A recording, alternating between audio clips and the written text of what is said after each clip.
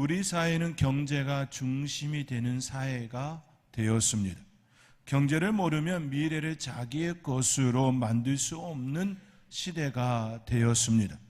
경제를 모르면 늘 뒷북치는 사람이 되어서 남의 뒤를 종종 따라다니는 그런 형세가 되었습니다. 경제가 매우 중요한 삶의 지도가 되었습니다. 현대사회를 물질 만능주의 시대라고 일컫습니다. 그만큼 사람들의 마음에 물질이 자리하고 있다라는 말씀이지요. 우리는 이러한 시대의 풍조 속에 살아갑니다. 이러한 때에 그리스도인들은 바른 사고관, 바른 사고를 가져야 합니다. 그 사고 중에 하나는 물질 만능주의는 배척해야 하지만 물질을 배척해서는 아니 된다라는 사고입니다. 한 가지 매우 간단한 이야기를 들려드리면 이렇습니다. 지금 우리는 예배를 드리고 있습니다. 우리의 하나님께 예배를 드리고 있습니다. 하나님께 예배를 드리기 위하여서는 우리가 예배드리는 예배당, 교회당이 있어야 합니다. 그리고 그 교회당에는 각종 시설이 있어야 합니다. 전기가 들어오고 에어컨이 작동되고 조명과 음향이 작동합니다. 이 모든 것들은 다 비용이 발생합니다. 비용을 주지 않으면 이 모든 것들은 다 멈출 수밖에 없습니다. 우리의 교회 학교 미래 세대들에게 작은 선물 하나를 주려고 해도 비용이 발생합니다. 공과를 준비하고 그들에게 질 좋은 교육을 시키기 위해서도 반드시 교재와 각종 시설들이 필요로 합니다. 이 모든 것들은 다 비용이 발생합니다. 비용은 모두 돈, 물질이지요. 돈은 매우 중요한 자원입니다. 누군가는 그것을 권력으로 사용하기도 합니다. 여기서 중요한 사실은 물질은 반드시 우리 사회에 필요하다라는 것이지요. 없어서는 안 될 재료입니다. 그러므로 우리는 물질을 소홀히 여겨서는 아니 됩니다.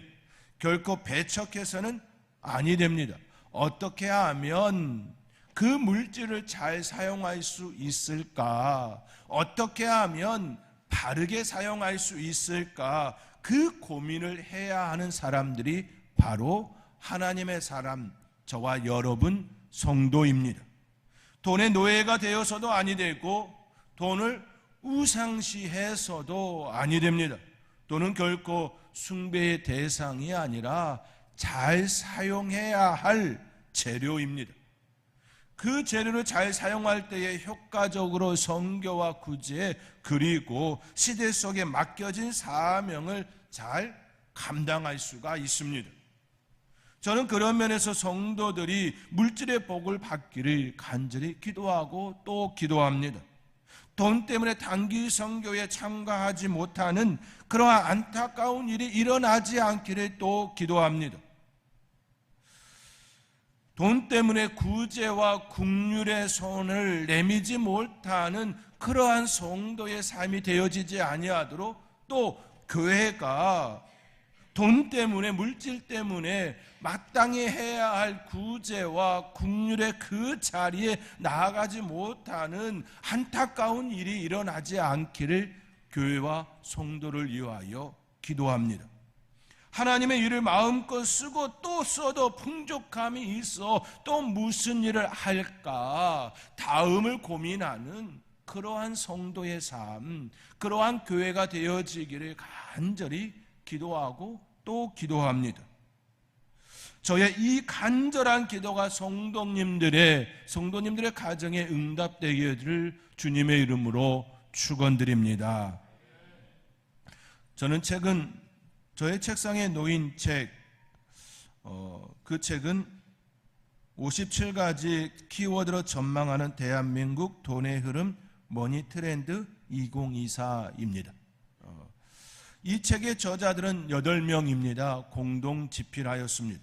이들은 경제와 관련하여 현재 활동하고 있는 작가들, 그리고 금융 전문가들, 그리고 트렌드 분석가들입니다. 이 책은 경제와 관련하여 다양한 주제를 짧은 글들로 편집되어 있습니다. 이 책에 기록된 하나의 글을 잠시 여러분에게 소개해 드립니다. 제목, 금융위기는 많은 부자를 낳는다. 주가 변동에 초연하기란 쉽지 않다. 그렇지요? 나의 돈이 어떤 회사의 그 주식에 들어가 있다고 한다면 그 회사의 주가가 변동되어지는 것에 대하여 초연하지는 못할 겁니다. 오르면 좋아하고 떨어지면 기분 상해할 수 있지요. 주가의 변동에 따라 나의 마음이 연결되어 있음을 우리는 부정할 수가 없습니다. 그럼에도 필자가 비교적 주가 앞에서 자유로운 이유는 첫째, 투자하는 기업의 내재 가치를 어렴풋하게 알고 있기 때문이다 이야기합니다.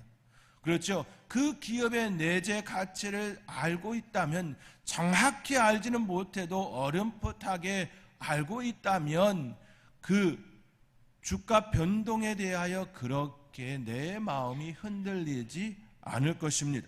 시간이 지나면 주가는 내재 가치에 수렴할 것이므로 단기적인 주가 변동은 나와 관계가 없다. 반드시 시간이 이르면 내재 가치에 수렴하는 것을 나는 보았기에 주가 변동에 대해 자유로운 편이다. 이처럼 글을 쓰고 있습니다.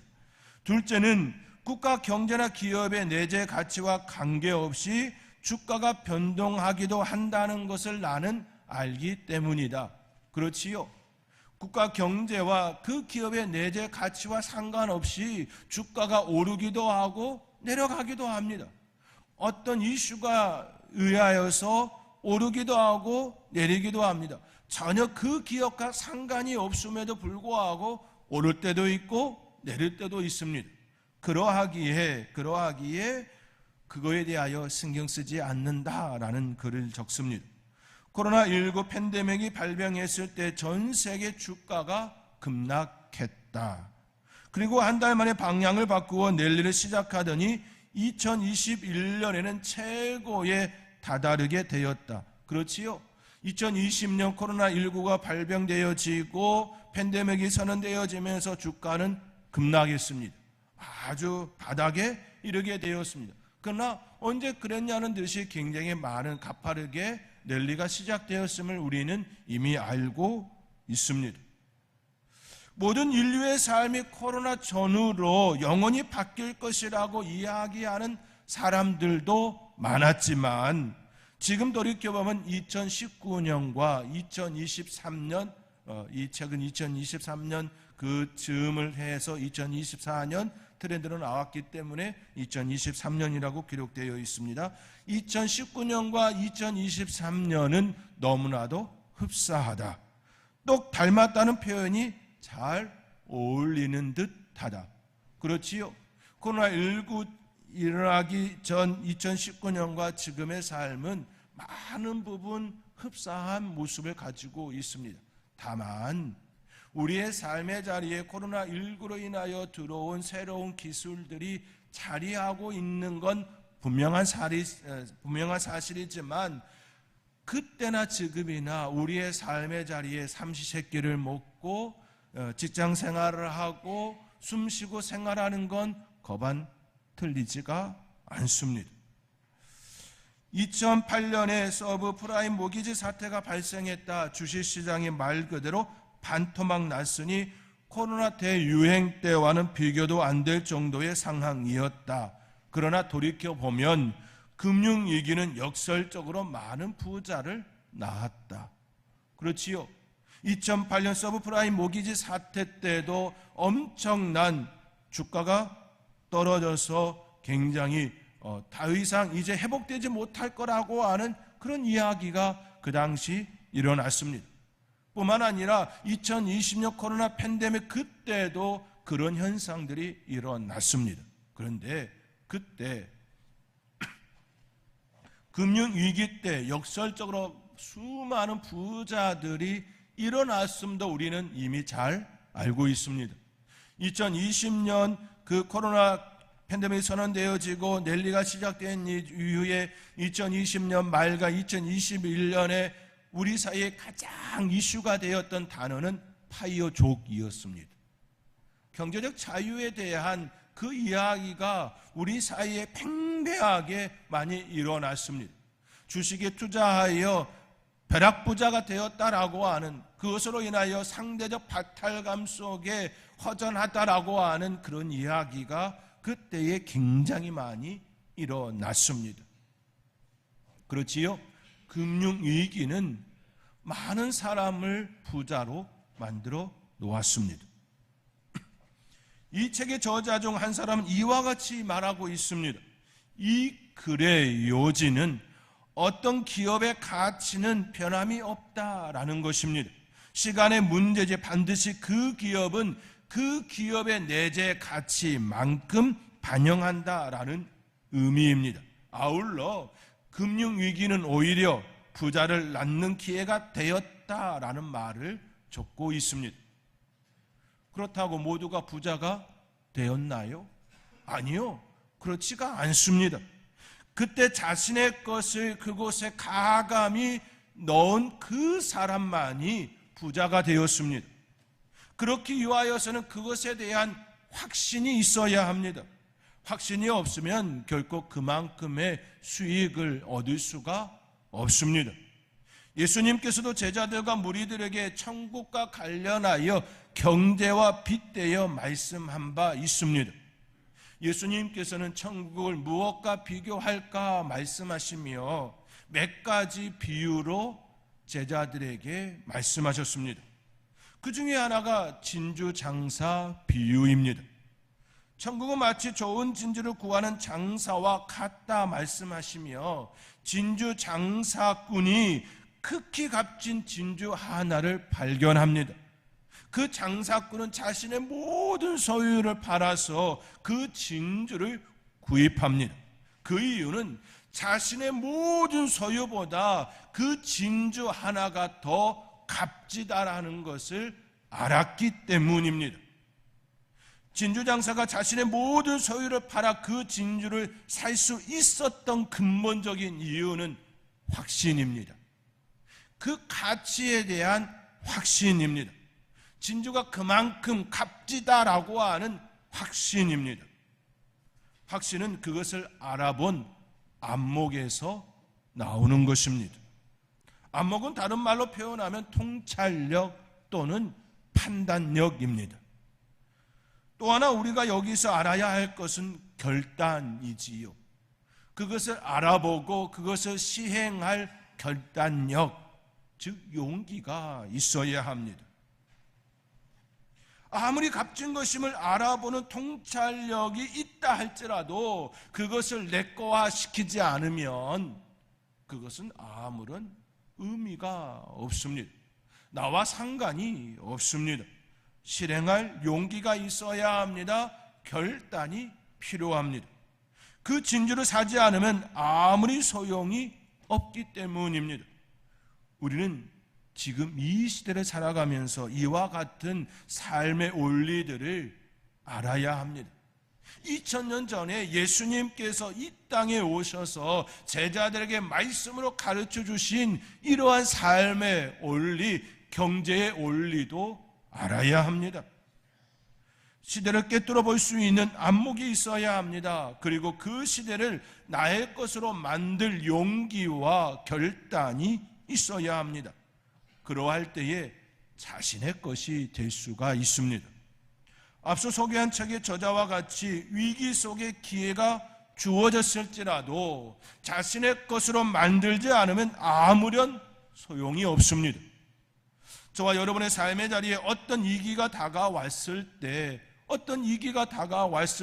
그 위기는 오히려 하나님께서 우리에게 주시는 기회임을 알아볼 줄 아는 저와 여러분의 삶이 되어질 수 있기를 주님의 이름으로 권면드립니다.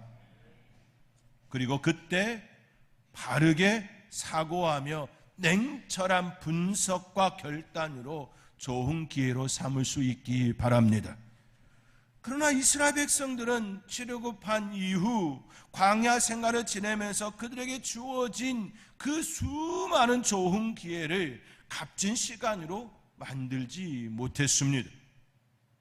그들에게 일어난 수많은 시간들, 그 기회들 속에 진정 자신의 것으로 만들지 못했습니다. 오늘 본문 17절과 18절의 말씀입니다. 우리 함께 오늘 본문 17절 18절의 말씀 함께 읽겠습니다. 또 하나님이 40년 동안 누구에게 노하셨느냐?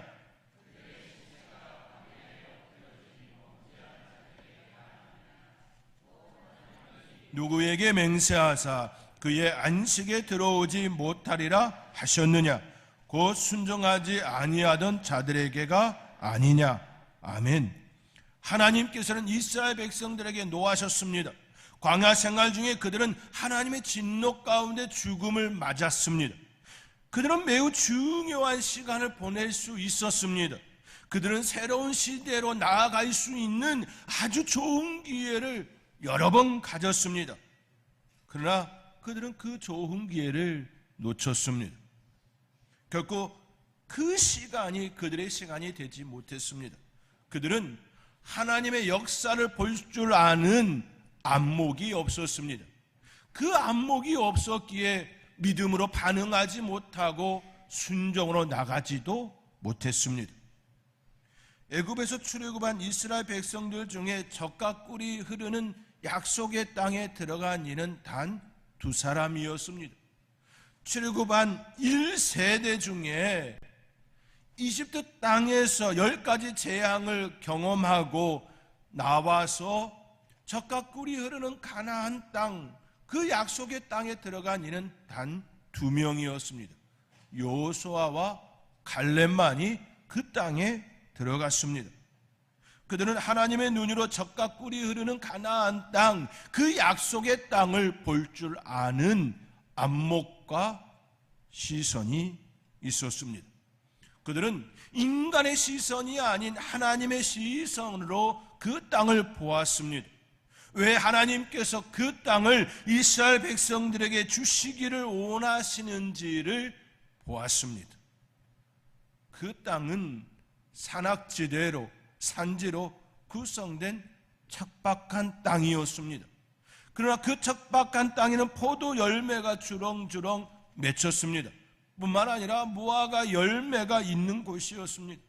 육안으로 보면, 육의 눈으로 보면 척박한 땅이었지만 그곳에는 하나님께서 주시는 이른 비와 늦은 비가 있었습니다.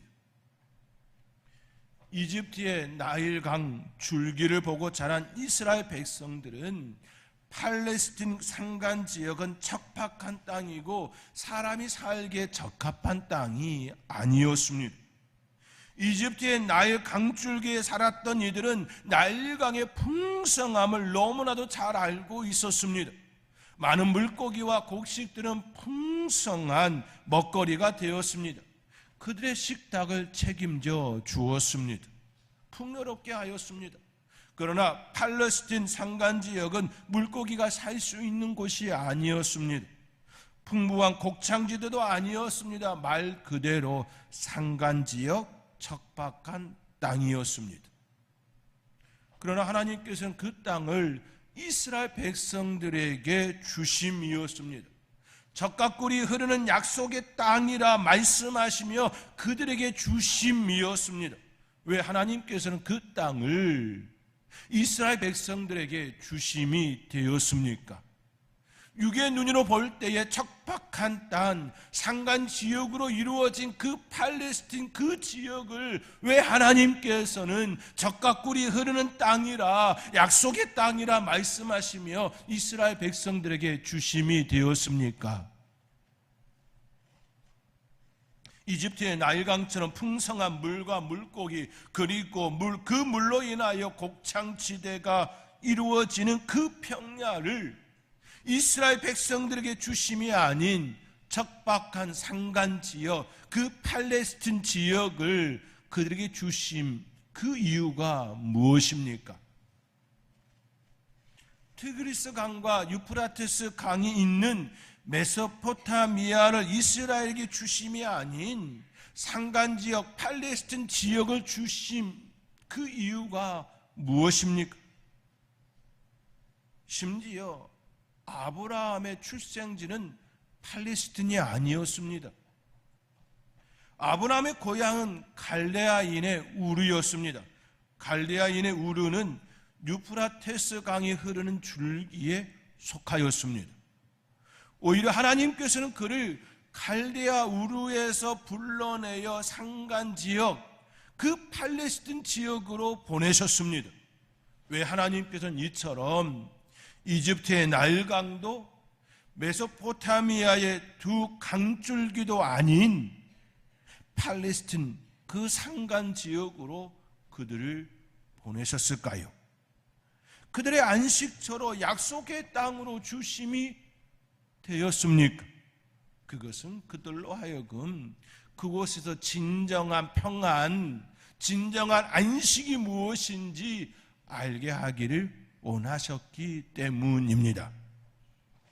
그 땅은 하나님을 의지하는 하나님의 사람들이 살기에 너무나도 적합한 땅이었기 때문입니다.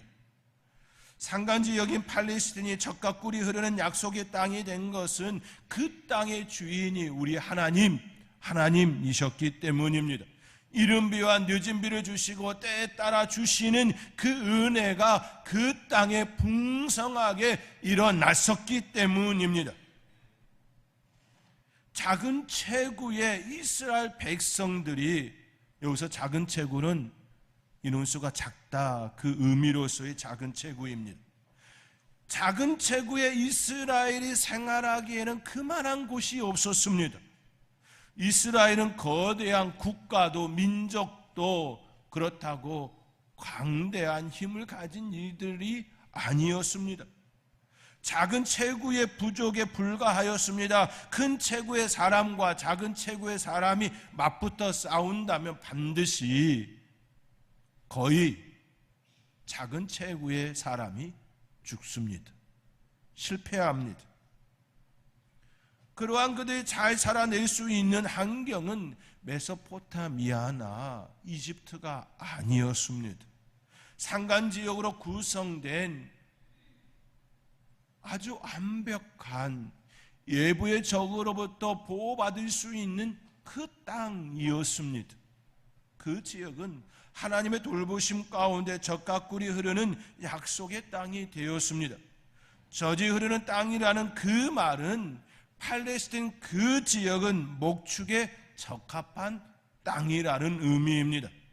팔레스틴 지역은 건조한 날씨에 적당한 수의 양떼를 기르기에 아주 적합한 지역이었습니다. 건조하다라고 하는 건 가축들이 잘 살 수 있는 환경이지요. 습한 곳에서는 가축들이 병들어 죽습니다. 그러나 건조한 날씨에 먹을 물이 있는 그 지역은 철호에 아주 좋은 장소인 것이지요. 그 지역에 사는 가축들은 젖을 생산하기에 아주 적합한 지역이었습니다. 또한 꿀이 흐르는 땅이란 골짜기에 숨은 샘 곁에서 자라는 가실수의 열매를 일컫습니다. 샘 곁에 심겨진 나무들에 의하여서 그 땅은 풍성한 과일들을 내었습니다. 팔레스틴의 여름은 가혹할 만큼 비 한 방울 내리지가 않습니다.